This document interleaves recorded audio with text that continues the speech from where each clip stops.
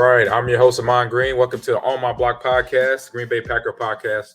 And my other host is good friend and teammate, Mike Wahle. Mike, how you doing? The other host. I feel like a scorned woman. No. You're like your mistress. My co-host. That's what I meant to say. Just say my mistress. Just call it. No, my co-host. I'm good, brother. How are you? Yeah, I'm good, man. Just coming off this another. I say 2022 definitely has a special way about it in terms of all the football that's being played this year. Mm-hmm. Teams are coming up out of the bottom of the league and just like they're showing up now. That's what I saw this weekend of football. What about yourself, real quick? Yeah, same thing, man. I started with the Army-Navy game this weekend where Navy lost in double overtime for the first time ever, and then they fired Coach Kenny Amanalolo after a 4-8 season. Man.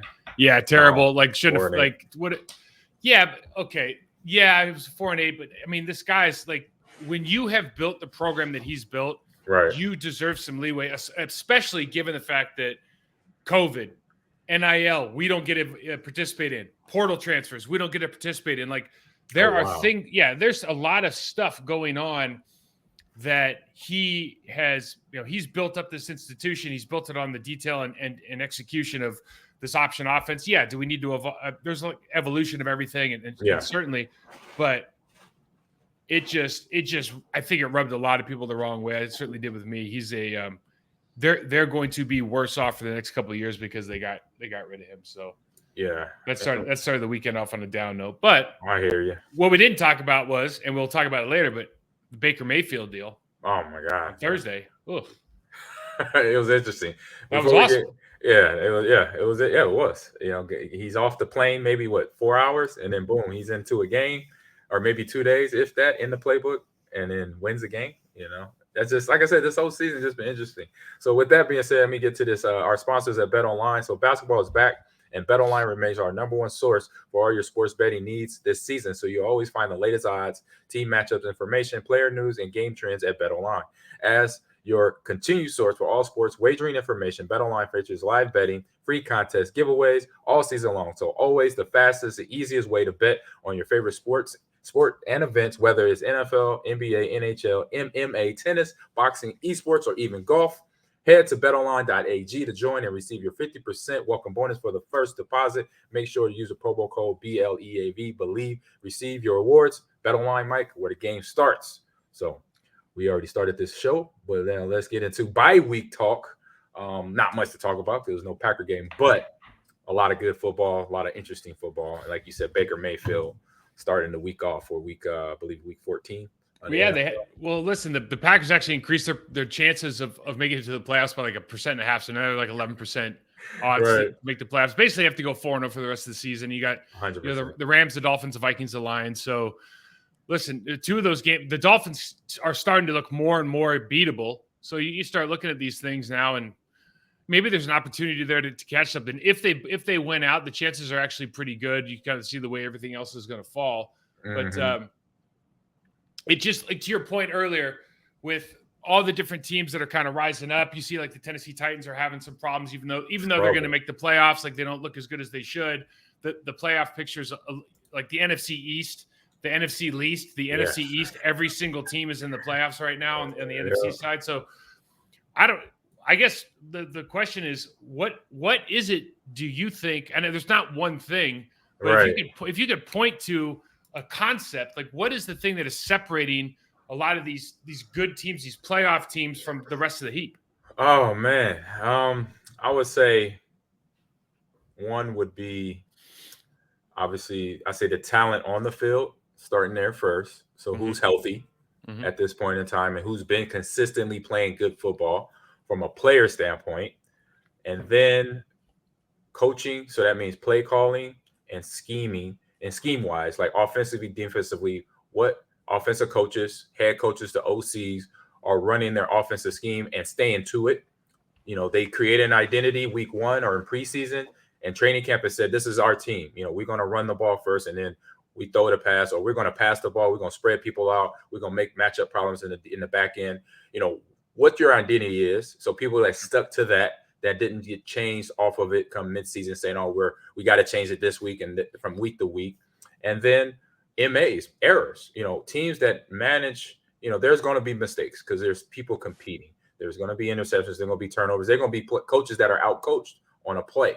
So those teams that can manage those adjustments in all those areas for me, and they come out on top because they are, they're having the mental fortitude to get through it, and just to, and to be that consistent, consistency in the locker room and for their team, basically. So those are the teams that are on top of the league right now. Like, for example, Philadelphia, like they got on their roll, and now they're at a point where they completely dictate what their future is, and they're dominating. I mean, they're winning, but they're doing it in a dominant fashion. Right. They get to a point where it's not even cruise control. It's more like it's on cruise control, but we're still going to mash down on the pedal and score points and shut your offense down defensively.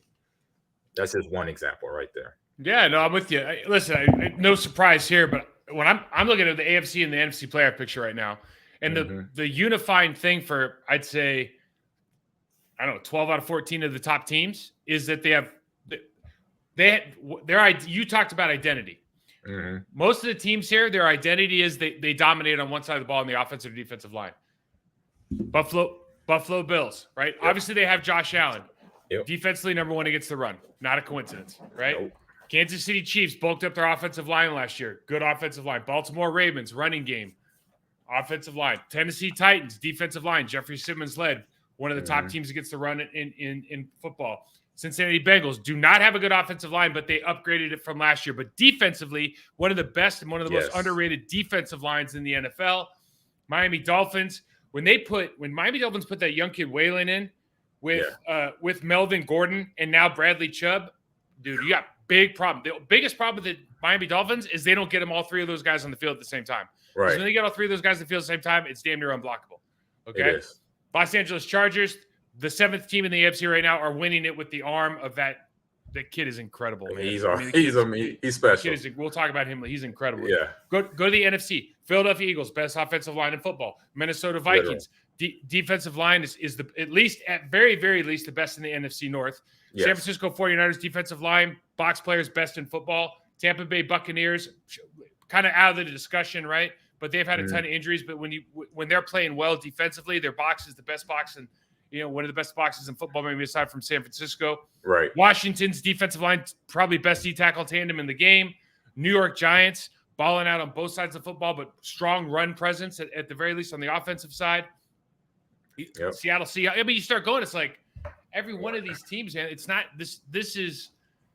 This is how you create, and the pendulum is swinging back. Like we're going back to, if you can't run the ball and stop the run, you better have some box office players in the form of Jalen Waddle and Tyreek Hill. We saw what happened last night against those guys. Yep. When they're playing against the Chargers and they all of a sudden playing real physical at the line of scrimmage.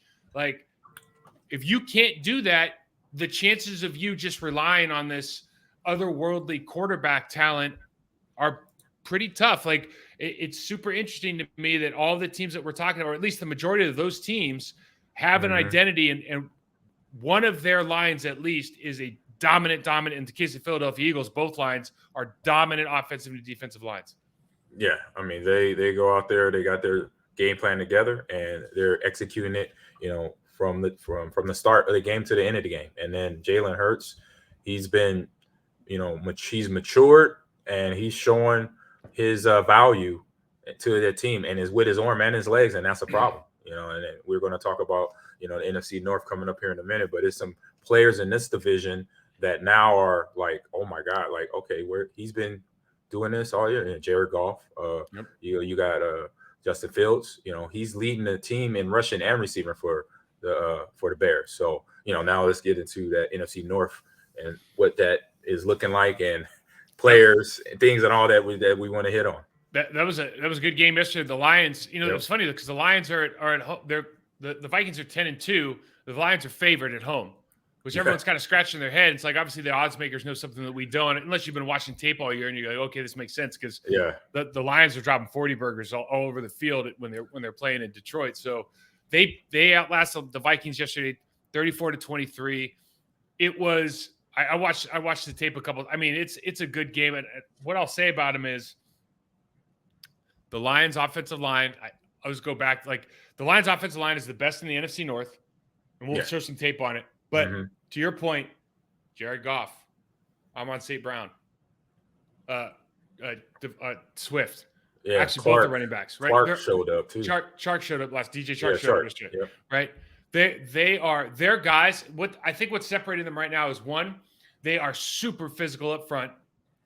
Two, Jared Goff is playing the best football of his career, and he's playing better than anybody else, Packers included, at the quarterback position in the NFC North. Ben Johnson, the offensive coordinator for the Lions, is put together a game plan, has taught this guy, has worked with this guy to the point where, and Mark Brunell, give him a ton of credit for being the quarterback's coach up there, coming out of the box and out of the announcer's box and starting to coach.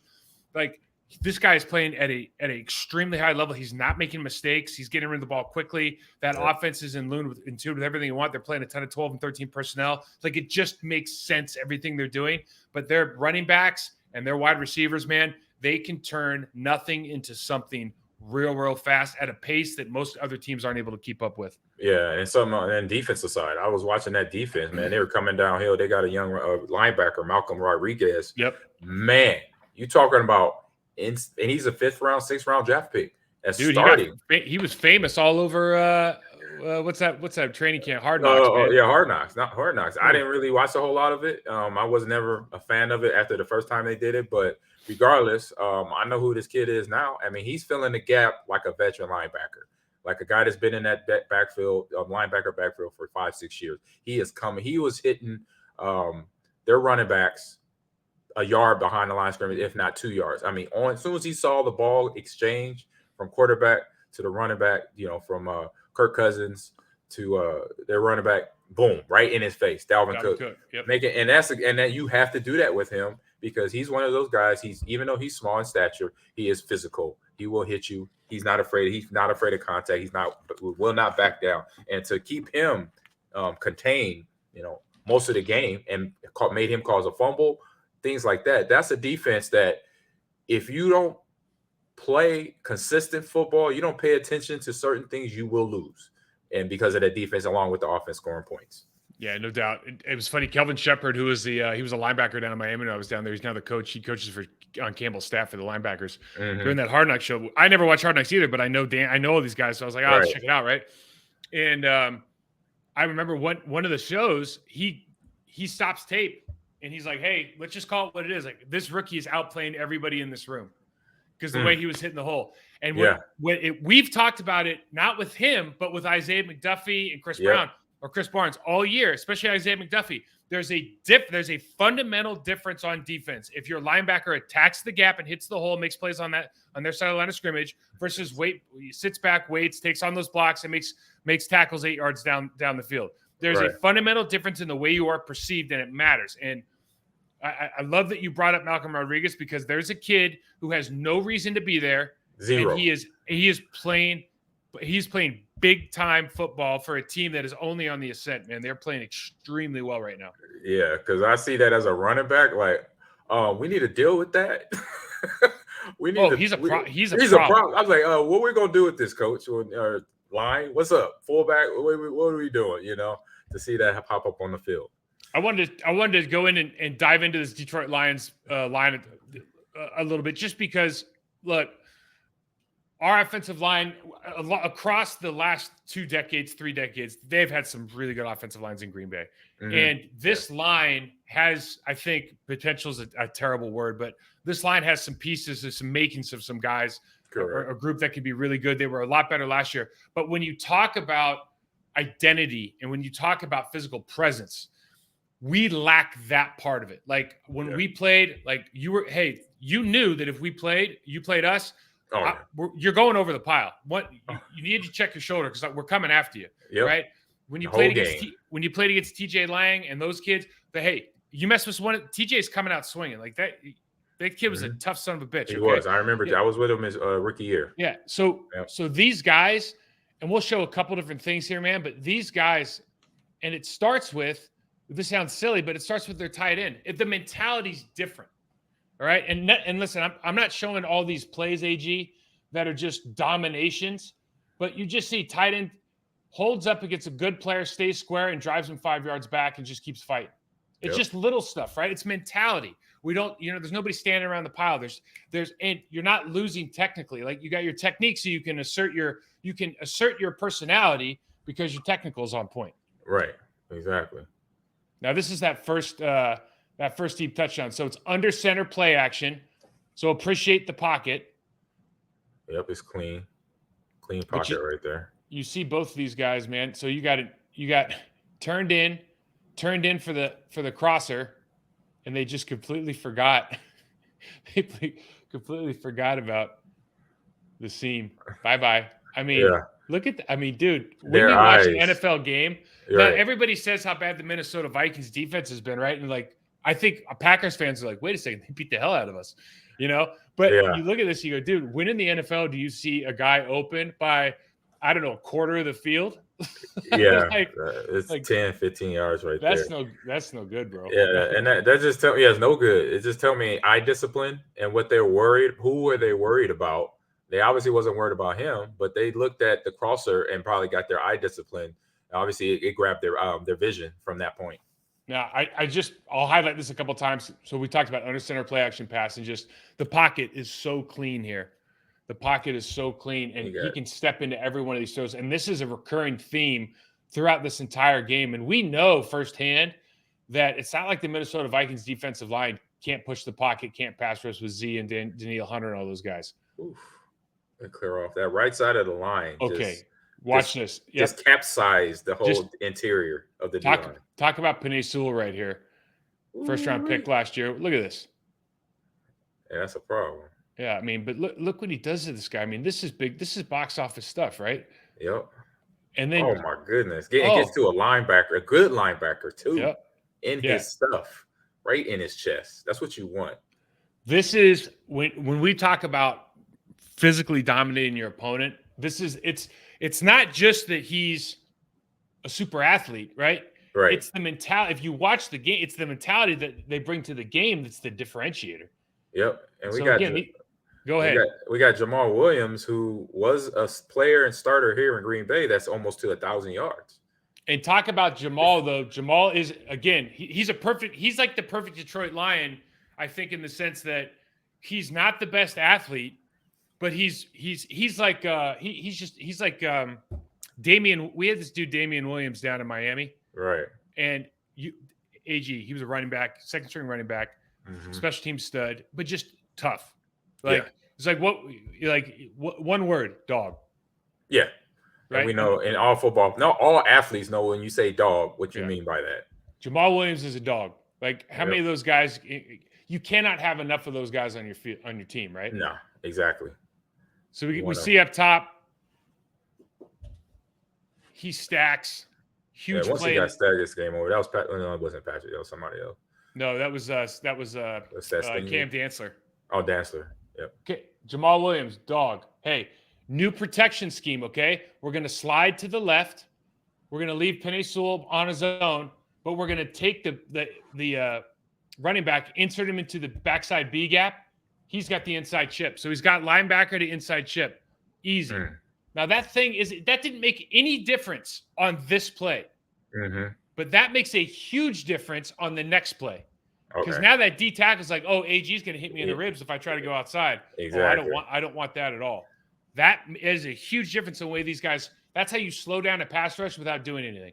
Exactly. Yeah, because I know when I've caught guys in the ribs or just a nice little bump in that chip, great catch there to finish in the end zone.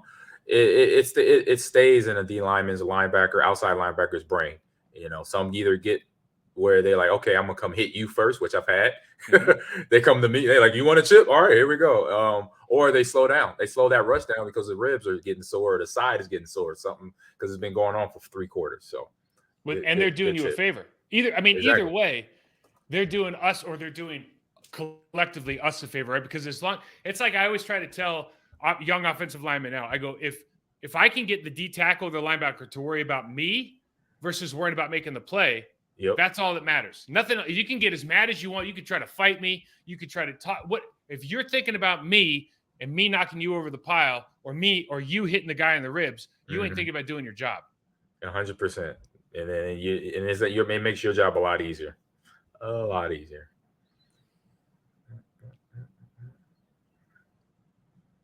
So there's a couple things going on here.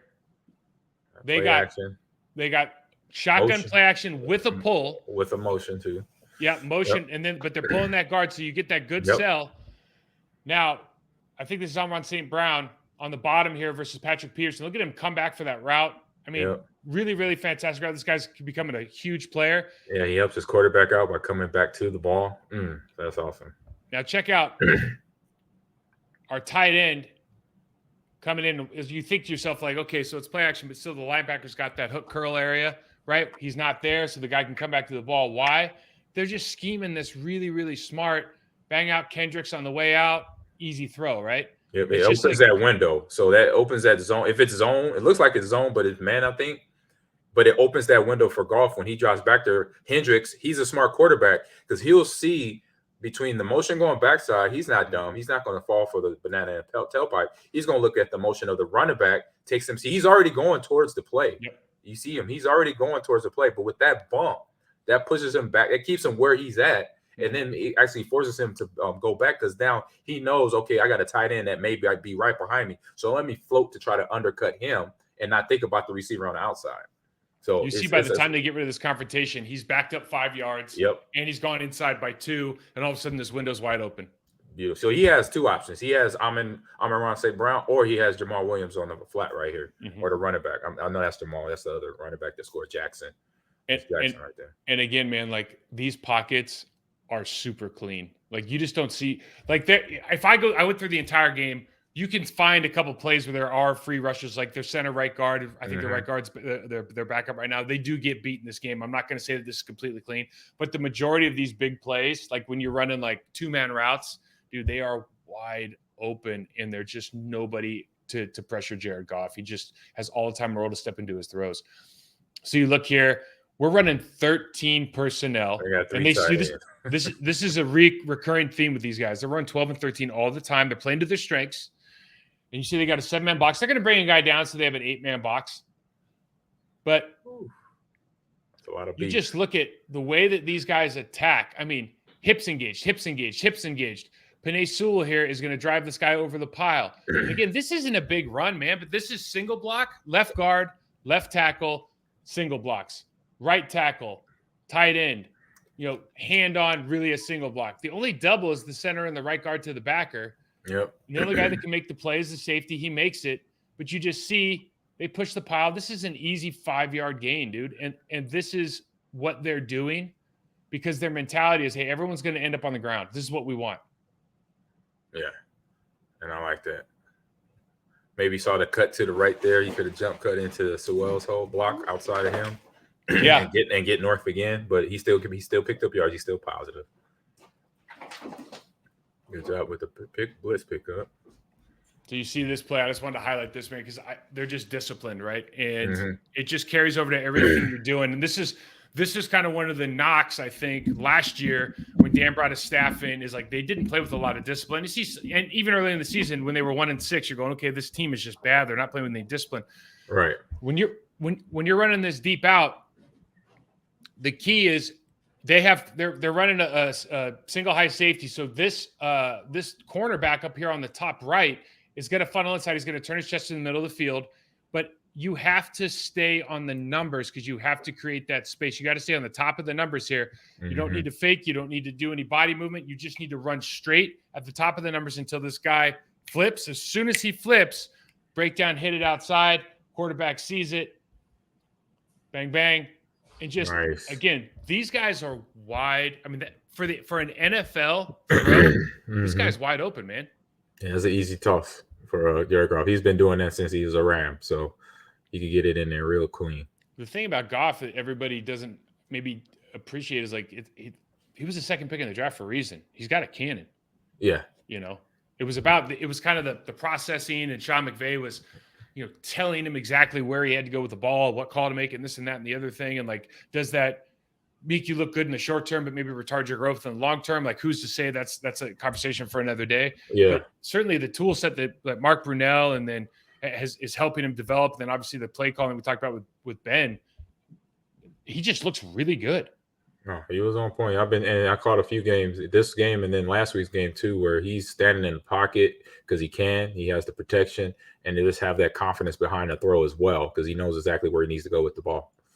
Under center play action, pull to guard again, and you see in this position right here, there's really nobody, no white jersey on the screen that you're like, oh, he might get to Jared Goff right now. So you can run these deeper, 15-yard, 20-yard outs, and you can run them with confidence.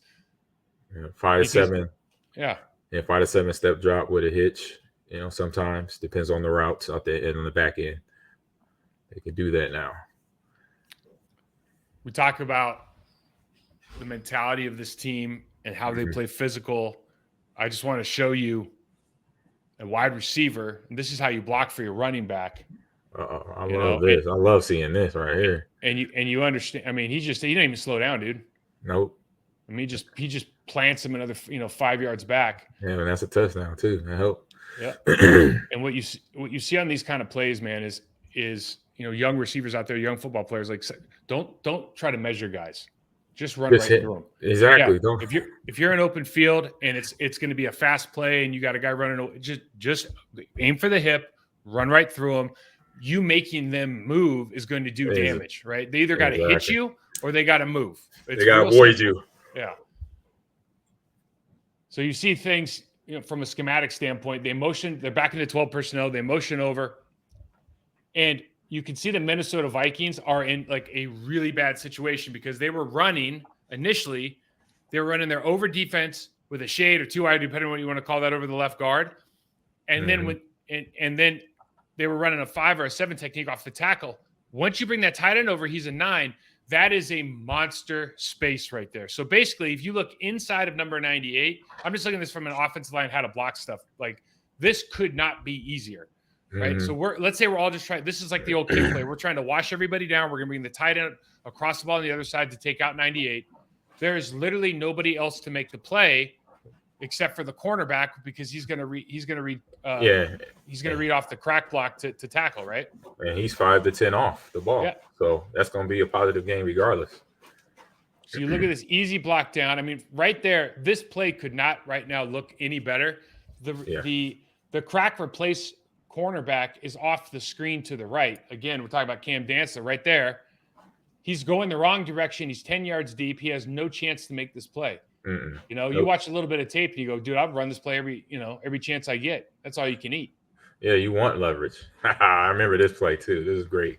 And I had to put this in because, of course, I knew you were going to put it in. Obviously, Big Trent was popular last year against the Packers. You going in motion and then lambasting. I think it was Sean Gary on that play, and then I think they came back and did it again, and we stopped them. But they put Penei Sewell in the backfield, run motion, and then look at the fleet-footed up. Smart enough to get down, doesn't fall out of bounds. Right. This is offensive line play, AG, at its finest. Yes, smart, tough football players. Yep. That kid is turning into a special athlete, man. Yeah. The Nimrod right there trying to strip the ball out. I'm like, boy, you're down and you're fighting with an offensive lineman. What you think? You think you're gonna win that fight? No. I'll tell you that Lions team is looking really, really good. Yeah, and the thing about that is once the postseason gets here, it's a new season. Everybody's at 0. That's what every coach I've heard. I've been in meetings when coaches said that. Regardless if you're top of the division or if you're middle and you're gonna be wild card, it's a new season. So those Detroit Lions is going to be the team you probably don't want to play in the first round. And they still might not make it. I mean, they're like 6 and 7, right? But I'm 100% agreement with you. Like, there's a reason they were favored yesterday, and rightfully so. Right. Right now they're playing the best football of anybody in the NFC North. If they can sustain it and all of it, I don't know. But it kind of led to a question that, I was just trying to thinking about, and we could have asked this at any point, and the answer wouldn't have. I don't think they would have been that different. But let's go through the different positions on offense and defense, position groups for the NFC North, and just see where you think that the Packers rank. Okay, I'll read them out to you. Let's start with offense. So let's start with offense.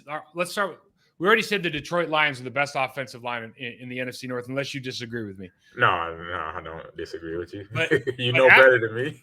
but after that, you got the Vikings with Christian Darrisaw when he's healthy. Right now, Brendan Blake's in there. Cleveland, Garrett Bradbury when he's healthy. Brian O'Neill's Ed Ingram's the rookie, and then Brian O'Neill's a good right tackle. They just paid some money to. Like, they're probably second best.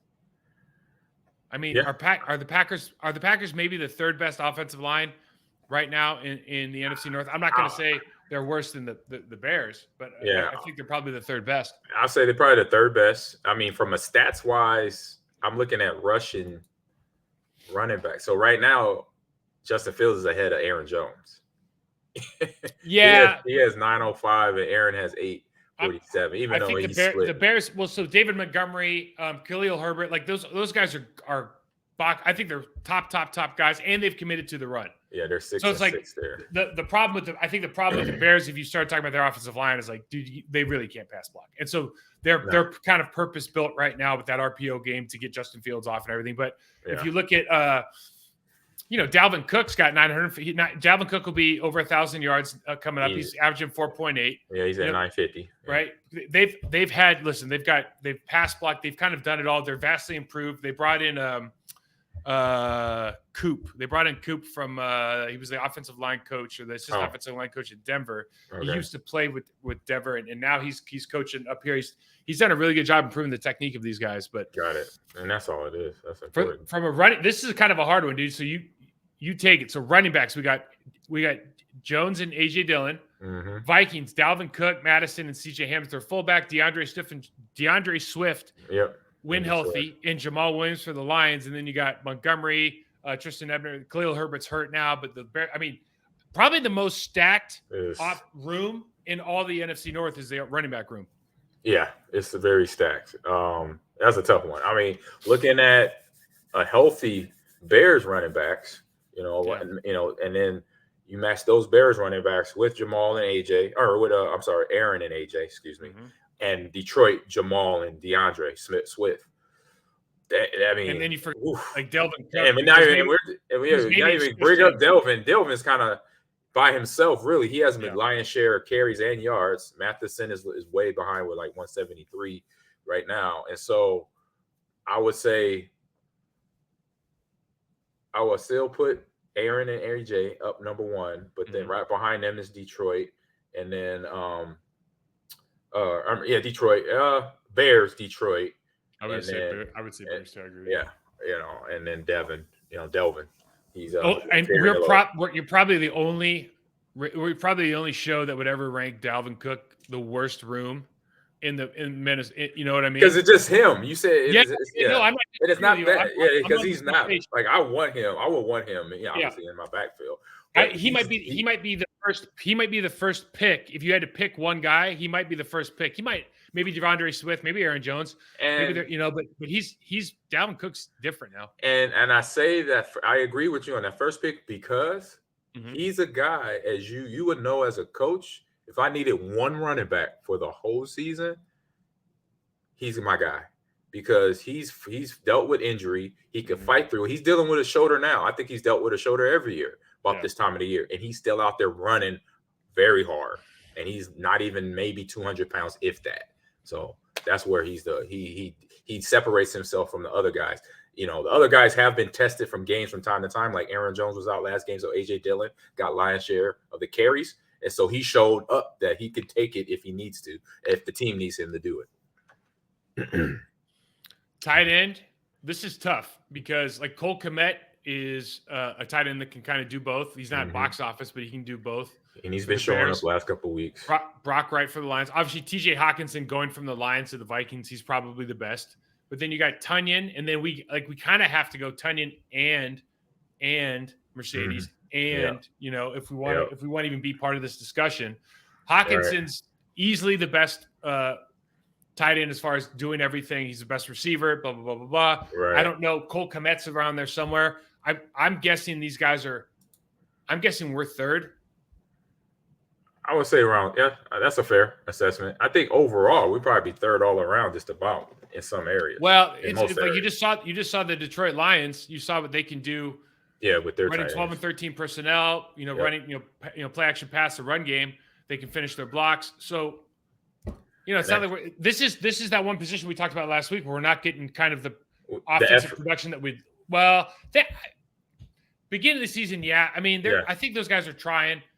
We haven't gotten production like numbers wise that we would love to see out of that. You still talking about tight ends? Yeah. Okay. So, gotcha. So we'll say they're probably third. So we got, to recap, third offensive line, first running backs, third tight ends. Then we got wide receiver. So we know that Watson's just come up. He's got 400 yards on the year with 7 touchdowns. Alan Lazard's actually got the most yards on our team, 620 yards with 5 touchdowns. So we got Watson, Lazard, Cobb, and Torre and Dobbs. But listen, Thielen, Jefferson, KJ Osborne, show's over. They're the best. Right? Yep. Justin Jefferson, he does, as we've seen. Not only he's at 1,500 for the season, but for the season, dude, he's gonna get 2,000 yards, man. Right. I mean, but the catches, that's where he separates, and he has a mentality. He has that mentality. As we mentioned earlier, he's the dog. He's one of those dogs. Yes. He's a little dog, but he's scrappy. If you hit him, he's gonna come at you harder. Here's a hard truth though, right? Now, we know the Packers wide receivers, dude, DJ Chark, Amon-Ra St. Brown, right, and Josh Reynolds, dude. Amon-Ra St. Brown is legit. Like he's the real deal. He can win any number of ways. He's strong after the catch. Mm-hmm. He would be, I think, in the entirety of the NFC North, he's the number 2 receiver in the NFC North behind Justin Jefferson. I don't see how he's anything less than that. Easy. I agree. He's obviously he's downsized in terms of height, but he has the effort, the IQ, and intangibles that you want, because obviously his size, people could say, oh, he's a small receiver, he's not, so what? And he has the speed on top of that, and so everything since his rookie year, he's been showing up on the football field, period, on the tape. So there you go. What do you think? So probably 3 again here, right? After the Vikings and the Lions. Easy. Yep. I wouldn't even bring up the Browns. They had Claypool. I mean, Neil Harry. Oh, you mean Chicago? Yeah. Oh, sorry, the Bears. Yeah. So then quarterback, probably the one that Rodgers, Cousins, Goff, Fields. Now, lifetime, this is super easy. Yeah, lifetime, that's easy. This year, let me give you the stats. Okay. Yeah. Kirk Cousins, thrown for 3,358 yards, 20 touchdowns, 9 picks. Justin Fields, 1,896 yards, 13 touchdowns, 10 picks. We know what he does on the running side too, though, right? From a rushing, he's 905 yards and then 8 touchdowns rushing, averaging 7 yards a rush. Jared Goff, 3,352 yards, 22 touchdowns, 7 picks, by far the best stats. Yes. Or him and Cousins, 1 and 1A. Rodgers, 28-64, 22 and 9. So a lot of touchdowns. Yeah. Interceptions are tied for second lowest, right? With Kirk Cousins. Less numbers, obviously not the same kind of year that he likes to have. It's tough to say. It's tough to say in any given year that Jared Goff's better than Aaron Rodgers, but I would say this year Jared Goff is having a better season than Aaron Rodgers, and it might be because of the people around him, might be because of this, that, and the other thing. But from a statistics standpoint, from hitting open receivers, from getting the ball out on time, everything, I'm not going to say Aaron Rodgers isn't number 1 here. I'm just going to say this is a tough one. Well, yeah, I mean, it's a tough one. And like you said, overall, we know where to go. But at this moment, we're talking this week here, this season, these situations right now, who has the hot hand? Jared Goff. Yeah. He has a hot hand, has the team behind him that's doing the work, linemen giving him a clean pocket, running backs doing their job, receivers catching the ball and just, making plays. The same kind of with Minnesota, even though they've been down a couple weeks, people kind of caught up to them, but they still, call it with their defense. It's giving their defense fits. But offensively, they have shown, through the run game and the pass game, they have their identity. They know who they are. They start with the run with Dalvin, get what they can, then boom. Guess what? We got this guy number 18 running around that's going to do anything to catch the ball. He will, he almost caught one. He almost had another one yesterday, another one-handed one that was would have been a first down conversion. Still would have been an amazing catch if he completed it. But like I said, having that identity They know who they are. That's one less thing you got to think about when you break that huddle offensively or defensively. Oh, what am I doing? No, you already know what you're doing because you've been doing it for 15 weeks straight. So that's why Detroit and Minnesota are in the positions they are right now. It's so hard. So it's like, let me just caveat that too with the quarterback thing, because we know Aaron Rodgers is by far the best quarterback in this league. But it's tough when you watch, like when we just watched the tape, and you see DJ Chark stack the number 2 DB for the Minnesota Vikings and then beat him by 4 yards, or you see Amon-Ra St. Brown like get open on the deep out of the comeback, and he's open by 7 yards. It's like, dude, when is anybody on our team open by 7 yards? It just doesn't happen. Or literally the free receiver, I think it was Josh Reynolds, right on the first touchdown we showed. It's like it's one of those years where you're like, dude, we know, like, nothing seems easy. Nothing seems that easy. And so maybe for Aaron, it's like, we need every once in a while, even the best in the world need a couple freebies, Yeah, give them something, help them out. All right, let's go to defense. So really, let's talk about it. We're kind of either number 1 or number 3 in everything offensively. Like, you don't have the makings of the top team, because we talked about it earlier. Like, the number 1 thing you need to look for aside from the quarterback is probably that offensive line, and we're probably 3rd in the division. Right. Let's go to defense. Fair assessment. Let's go to defense, right? I split out defensive tackles, then with edge guys, so offense or outside linebackers and defensive ends. So defensive tackles, we know we have Kenny, Jaron Reed, Dean Lowry, and then TJ Slayton or Devontae Wyatt. He's been playing a little bit more. Vikings, Harrison Phillips, Dalvin Tomlinson, James Lynch. Lions, Bugs McNeil. You won't know either of those guys. Bears, Jones, Watson, Blackson. I would say, from our experience, that the Vikings, like, I would rather play the Green Bay Packers interior guys than the Vikings interior guys. I'll just look at it that way. I think the Vikings interior guys would give me personally more problems than the Packers guys would. And I do think Kenny Clark is most of the time. Kenny Clark would be the top dog here. Yeah, but true.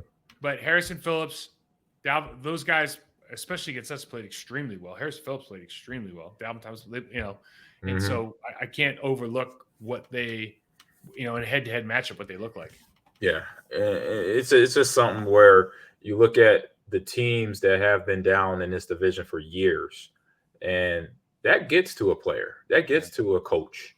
It may not get to the people running the organization. Obviously, they'll try to do their best through draft and free agency. But when you're at the bottom of the barrel, you're licking it. Eventually, players, veterans be like, hey, man, look, this is where we've been at. I'm ready to get out of there. Let's do what we need to do, technique-wise, effort-wise, confidence-wise, envision us dominating other teams in our division. Don't worry about the rest of the NFC right now. Just worry about the Packers, the line, or the Packers, the Bears, and the Vikings. Let's worry about them, or vice versa. Other teams in the division. Let's kick everybody's butt in this division, because for the Lions, as we know, it's been a long time where they've been up front. Vikings, they've been right there on the cusp, but defense fails or offense fails. Bears, just again, in the last 10 years, Bears have just been not there, consistently. So now those teams, those organizations are kind of getting right, not becoming, as what we say, what's the word? Can't get rights or whatever, or sea biscuits or whatever. They've been not there, but now they're getting there because they're understanding the work ethic, the accountability, and what it feels like when you are dominating somebody. That's something that I think doesn't get spoken about enough. I agree. When you're winning and dominating, and what that feels like from a more of a drug. It'd be like, oh my God, this is a whole. It's a drug. This is a whole different feel. We just beat the Packers at their field or on the road, whatever. We beat the Lions like this, or we beat the Bears. And it's in our division where it counts double towards the playoff race.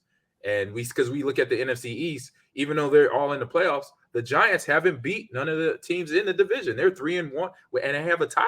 So that's going to hurt them going to the playoffs. But in this division, we right now is different. We see who leading the pack is the Vikings, and then the Detroit's right behind them, and Packers are third there, and then it's the Bears. So it's just a long time now, and it's kind of flipping. And this is us experiencing it and watching it right now.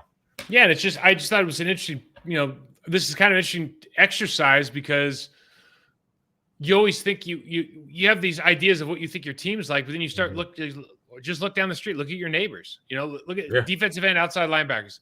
Now, if Rashawn Gary is healthy, this is a different conversation. But Preston Smith, Enigbari, and Garvin versus Danielle Hunter and Za'Darius Smith, are you like, really? No, that's a no-brainer, right? Yep. Aiden Hutchinson, John Kaminsky, those guys. Gibson and Muhammad and Taco Charlton, Dominique Robinson over in Chicago, like they're not bad, dude. Like those are all. So we went from this is probably our strength. I don't know if we're better than seeing Danielle Hunter. Those guys are really good. Oh yeah. Okay, but that was our strength, and all of a sudden because Gary goes out, now it's a bit different thing. But if you can project forward next year, if we're going to keep Preston Smith, all this stuff. This should be a strength of our team. Preston has definitely been a strength on this defense, a shining light on this defense solid this year. Yep. He's been one of the few guys that every week in and week out, he just shows up to play. Yeah.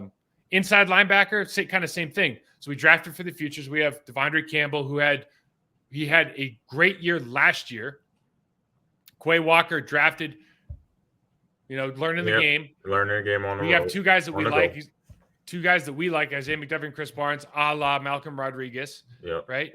But then you go down to Detroit. They got Malcolm, who we love. Now, he might not be able to do everything that Quay can do, but we love the way that he plays. And they got Alex Azzaloni, right? So these guys are good, but Minnesota, Jordan Hicks is hurt, but Jordan Hicks and Kendricks, like they're the class of the league. There's no question about it. Very much respect here in Chicago. Man, that Wisconsin kid, Jack Sanborn, Jack Lambert. Yep, there you go. They were throwing that name around there.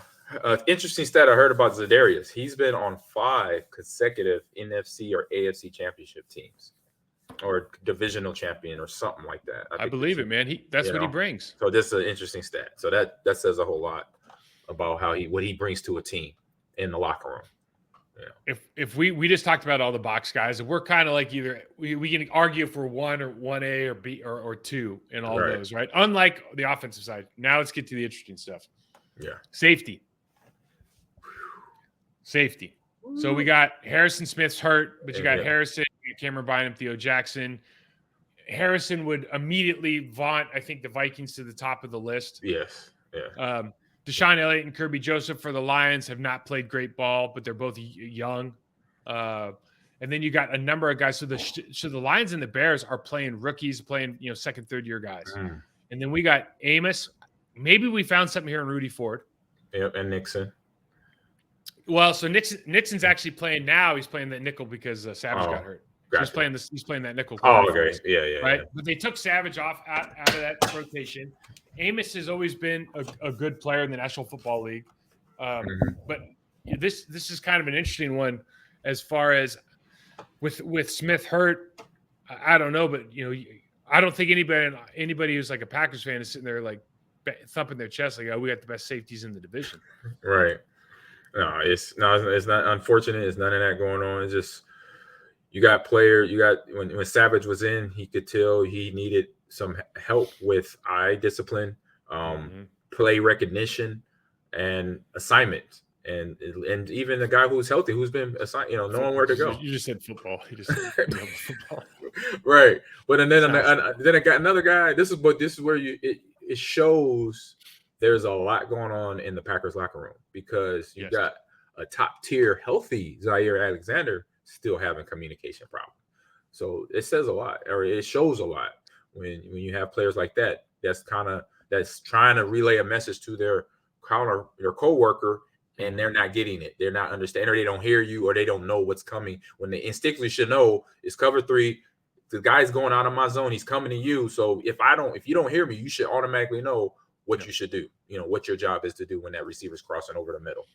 It's crazy if you think about I'll just list these names: Jay Alexander, Eric Stokes, Rasul Douglas. Then you got Savage at Nick. So first round pick Savage at nickel corner, or Nixon. Okay, that in any division you go, okay, well you got 3 first rounders. feel pretty good about this. Yeah. Right. And I don't know, like Patrick Peterson, Jandon Sullivan, Cam Dantzler for Minnesota, Jerry Jacobs, Okuda, Will Harrison, Mike Hughes for the Lions. And then the Bears again are just playing like puppy dogs, like the young kids. Yeah. Learn how to Kyler Gordon, learn how to play this game. This should be where we're by far we're the best group there, but not in a difference making way this season, right? So you could be the top group, but it's like, how are you being the top group getting W's for your team? And I think I think if you looked at the makeup of this, so we just went through the entire non-special teams part of our roster, right? And you look at this, bro, and you're like, okay, we know we have the best quarterback, but he's not had the best year, even though he's got great numbers. We can argue whether or not we have the best running back room, but we have to be honest and say it probably is like 1A, and 1B. There's 3 rooms that are really good, right? Or maybe 4 rooms because they're all really good. And defensively, maybe our defensive tackle, you just start looking at this and going like, the one place where it's most obvious that we should be the best is probably cornerback, and it's not earning us W's. No, and it's hurt us. It's just. I was gonna say it's hurt us more than anything, unfortunately, this season. Unfortunately, so sounds good. That's interesting, man. I'm glad we did that because I always sit there. I always sit there and go, well, are we being realistic here about the kind of talent that we have that we procured, right? It was, and then a lot of that stuff you talk about the Goff Rodgers thing. It's like, well, Ben Johnson and Mark Brunell have done one heck of a job with Jared Goff, and that's why that's one of the reasons he's playing so well, and he's surrounded by a ton of talent. Exactly. I do have some get off my lawn stuff here, man. You want to hit it? Yeah, let's hit it. Hit it. So the first one is, and these are more quarterback questions because we were talking about quarterbacks. Yeah. So Mike White loses the game, but has another good showing. What more does Mike White have to do to make the Jets starting quarterback and get rid of Zach Wilson, who I think by our old head standards is like, I really don't want to deal with this kid. Yeah. And I feel that Robert Saleh is that old head mentality. He's that old school physical type of coach. That's how he coached his team up. And so I don't think Zach Wilson's time is I think Zach Wilson's time is coming up short. Because of his comment and then obviously gameplay, and then now you got Mike White or Mark White? Is it Mark or Mike White? Mike, having really good football, doing really good football. Like you said, regardless of loss, played well, still threw the ball around well. It's a competing game. Guys going to do their job to help try to win for the other team too. But when you see that as a coach, then you go like, oh man, we got business decisions to make here very soon. So. No That's doubt. where I'm at on that. Mike White in the loss, 27 of 44 for 268, no picks, no touchdowns, right? So not losing the game for the team, obviously one of more points on the board, but they're playing the Bills. Tough game, etc. That's it. Yeah, it's the Bills. Okay. So moving on, Deshaun Watson gets the all the lawsuits. Yeah, $250 million guaranteed contract for the Browns. He's playing what let's just call it losing football for Cleveland. Yeah, he's playing losing football. They were winning. They are now not winning, and they scored 10 points against the Bengals, who have a great defense. I mean, look, they have great defensive line, but come on, let's not act like you should score more than 10 points against the Bengals. The Browns they've dropped 2. They were 5-6, now they're 5-8. They were in the race, now they're out of the race. Is it like, do we go back to Jacoby Brissett, or is this another deal? Kind of with the Zach Wilson ownership's going like, dude, we drafted Zach Wilson first, dude. We just paid this guy $250 million guaranteed. Like he's playing. Like, what do you do if you're the coach here, bud? Oh man, yeah, this is a tough one. I say first option would probably go with Jacoby because he's been on the field and that's what the team has been used to. Mm-hmm. That's been the normality of things throughout the season, and probably Deshaun being on the shelf this long, he got a ton of rust to work off of. I can't hold him to say, "Oh man, why you're not playing good ball?" But you've been on I've been on the shelf for almost 2 years. Timing, all that it takes time to come back. 2 weeks of football at the quarterback position. You're at the pro level. You're not gonna in 2 weeks Well, like I said, it's It a don't match. make any sense, right? It doesn't. He's been out for 2 years. It don't make any sense. Like it almost. And I know he works with, I think, Quincy Avery, the quarterback's coach. Yes. Right, the quarterback guy. So it's like it's not. He's been putting in work, but it's different. It's different. It's always different. Football. And he probably, let's be honest, with all the stuff he went through, it's just like you're seeing Tom Brady, and it's not even near this. I shouldn't even said that. But when you have off the field issues, they leak onto the field. You can't help it. And his off the field issues are a big. The whole world knows. Yeah, man. I mean, it's not like nuisance disturbance is not the right word. Like he's sitting on a damn nuclear bomb, and you're out here trying to complete a pass on 3rd and 21. It's like, come on, man, you got other stuff to deal with. So like, if I'm that guy, dude, I'm literally like, you know what, I got to get my life right. I'm just gonna take a step back. You can have whatever money you want, dude. I want to get my life right. Whatever happens with these lawsuits, I can't go on. Me personally, if I had all that stuff going on, I know sometimes you see like Kobe went through that stuff, and it was like it was a sanctuary, man. With this guy, it just feels different than that. Yeah. So either take a step away or just say, hey, coach, start Jacoby. I'm not doing it right now. We got off season coming up real quick, and hopefully there's no playoff run right now, but you got to look for the as a organizational leader, you got to figure out what's best for the team and go. That's why the Browns are like always bad, though. Not to harp on the Browns. This is why the Browns are always bad. The Browns have championship level talent at a number of positions, but they make these they always make the decision where you're like, dude, why are you doing that? Why would anybody pick this guy up, give him that contract? It makes no sense. You know what I mean? Like, oh well, we haven't had a good quarterback, dude. Find somebody else. There's other quarterbacks out there. I'm not a Russell Wilson fan, but bro, I would have took Russell Wilson over him. That would have been a good option. And you got a run game. Not for the talent. Not for the talent.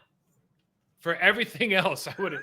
For all of this nonsense, for looking like a bunch of fools. All right, we got the nine. Hey, look, the Niners beat the brakes off the Bucs. Yes, I watched that game. Purdy engineers 5 touchdowns. Look, pedestrian day. Throws 21 passes, has 180 some yards or whatever, and a rushing touchdown as well. But plays well, but they run for over 200 yards. Defense does what their defense does. Mm-hmm. Here's a question: do you think that Purdy is the Super Bowl answer for them? Because they look really good.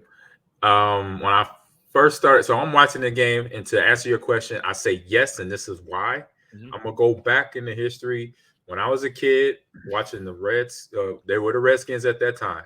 Mm-hmm. Doug Williams was the quarterback. When they went to Super Bowl, they had a rookie running back, Timmy Williams. I remember that showed up during that playoff run for the Washington team. And everybody was skeptical because their starting running back, Ernest Biner, got hurt or wasn't playing well or doing something. And they were all worried about Timmy Williams. Not, he's a rookie. What is he? They're starting him in the Super Bowl and NFC Championship game. What's going to happen? Hey, and sometimes if you got the right coach, Kyle Shanahan is that coach. Yeah, he's been enough places to say to a player, hey, man, look, this is what you got. I just want you to pitch and catch. That's it. Don't worry about who you're playing for. Don't worry about who you replace. It kind of reminds you of when Roethlisberger was a rookie and they had the bus and they had a great offensive line, and they're like, pressure "Hey, Roth, is not on you." Yeah, Ben, you're going to throw the ball 18 times, dude. So just don't screw it up. You know what I mean? And they're going to be like you said, play action, pitch and catch, quick passes. Like, this is not long handoffs. Don't overthink this. Exactly. As a coach, your job is to take, when you have that situation with a rookie player like that in a commanding position, so running back, quarterback, wide receiver, center, hey, we're taking the pressure off you. You got teammates that's going to support you. We just need you to do 2 things. Snap the ball, hand it off, and then throw it. Or 3 things. Snap the ball, hand it off, and throw it. That's it. We're going to make sure the play is set up that no matter the coverage, it's going to work. No matter, you don't have to do a whole lot of reading and digesting and processing. Your teammates, we're going to show them what to do on their side. Receivers to make adjustments. They'll make the adjustments. Just throw the ball if they're open. That's it. So you take it, make simple football. That's where you take the pressure off a guy like Purdy to go on in, and then you're already an athlete. We know you're at this level. We drafted you for a reason because we saw things in you at the college level. But we're going to now let you go. Don't worry about nothing. Play football. You're smart. You know you can play smarts football. Obviously, you see a guy double cover, don't throw the ball. Take the sack or throw it out of bounds.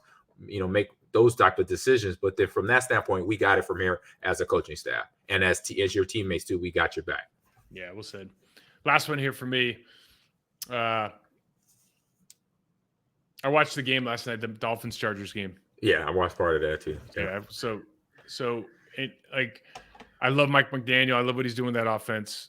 I think Tua Tagovailoa is has great. It's like everybody says about him, right? He has great anticipation on his throws. Yep, they were talking a lot about that last night. Justin Herbert is like on a different planet. I agree. Than Tua Tagovailoa, and this is not an insult to one or the other. I'm just saying, this is for people out there to like try to get clicks and do all this stuff and talk about like Justin Herbert is on a different planet than most of these other dudes.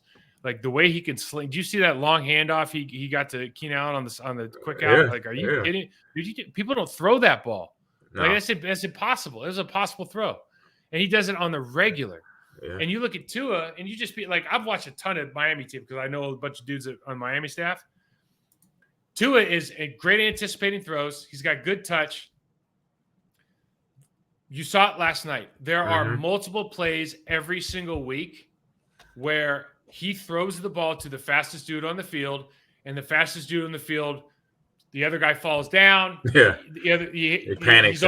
He's open by 15 yards. Like, these plays happen, and it's like somebody's got to throw the ball, and like they've done it in other places, and it hasn't worked. So credit to him, right? But this isn't a Tua's bad thing, but let's not sit here and like Justin Herbert is on a different planet than some of these other cats, man. Yeah. The way he can throw that, the way he can deliver the ball, and he can run, and he's 6'5", and he's got the vision. Like I always do this, right? AG, just hear me out. One more thing, right? I always do this. If you put Justin Herbert with Mike McDaniel in that offense, what do those numbers look like? Like, are you kidding me? Problem. What I've always said to Justin from the time he was born in the NFL, what happened? He gets thrown to the dogs. And so when you get thrown to the dogs, you come out different. It's like you go into the cinematic world, the movie Gladiator.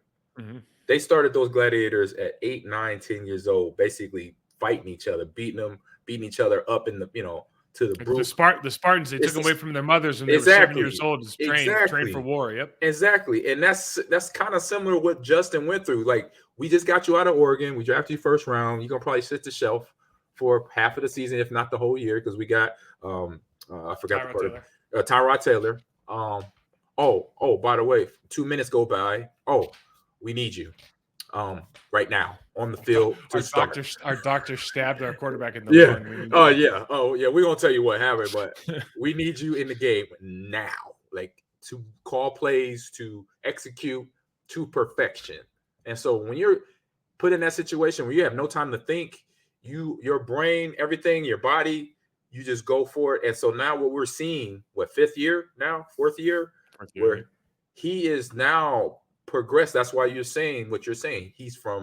Where is he coming from? Where is he from? Another planet? Yeah, he is definitely 100% on a different level, because he had in his development as a young quarterback, and he's still young, he got the express pass to elite quarterback because he was thrown to the dogs day one. Literally day one. Well, he's just got elite, and he's got incredible. And his physical traits are crazy, and his mindset, like, he just doesn't seem to. It just doesn't seem to bother him, and that's the hardest thing about playing court. I mean, honestly, and all these things we can talk about, right? Especially the cerebral part of the game is really the most important part. We always talk about the physical attributes and everything, but like, you have to, if you don't have it upstairs, especially the thinking man's position like a quarterback, like, it ain't gonna happen. And we don't give them enough credit for the way he handles his business. I'm talking about all of these guys, the way they handle their business. But it'll be interesting next week, man. We got Baker. He just came off that big win. With that was for one night I was a Baker Mayfield fan. That was fun to watch. But this, we'll do a preview of the Rams game coming up on Thursday, bro. But I don't know, man. Like, watching tape on Baker is a joy. It's a true joy, because you just every snap's like a where'd he go, like a Keystone Cops moment. Yeah, he plays that kind of football. He just go. He's literally he's kind of like Brett when Brett was young. Yeah, he's headbutting people. Like he's Yeah, smart enough to put the headband on, but then he's headbutting dudes with the. I'm like, I yeah, like you, man. I can't help but like you. Like he would have been money in the movie The Program. Like he looks like he oh, started the movie The 100%, Program. 100%, That's who he 100%. actually. That's probably who. That's who he. Like if you asked him like, hey man, who'd you grow up just wanting to be like? He'd be like, whatever I do, the dude in The Program. I was Yeah, that's me. that's me. Gunslinger. I lay out in the middle of the street with oncoming traffic. I don't care. Yeah, I'm gonna look up that guy's name for the next show. All right, man. Let everybody know, Mike. Great show today. Good job with everything as usual. Let everybody know where they can find you in social. Yeah, Mike68 on Twitter, TikTok, Prostitute Perform on Instagram. Check the show out on our YouTube channel, youtube.com / Prostitute Perform. Nice. And you can find me on Ahman Green 30 Twitter and Instagram, all one word, and also on Ahman Green's Gamers Lounge on YouTube. Check me out talking about video game world and do all that fun stuff in that space. I'm flying out to Vegas, where stopping grounds for the Esports Awards tonight. So I'm flying to Vegas, and the Esports Awards event is tomorrow, sponsored by Lexus. So I'm gonna take some photos, have a good time, network, meet with some people in the game space. Where is it at? It's at Resorts World, the new hotel they just put up I think 2 years ago or a year ago. That's where the gala is at, and then I'm staying at Crockford's. I've never heard of it, but you should stay at Flanny's house. Yeah, the team I'm with, Control, they put me up in the hotel, so I'll reach out to Flanny. I got his number. So, all right, Mike, man, have a good rest of your week. See you Thursday.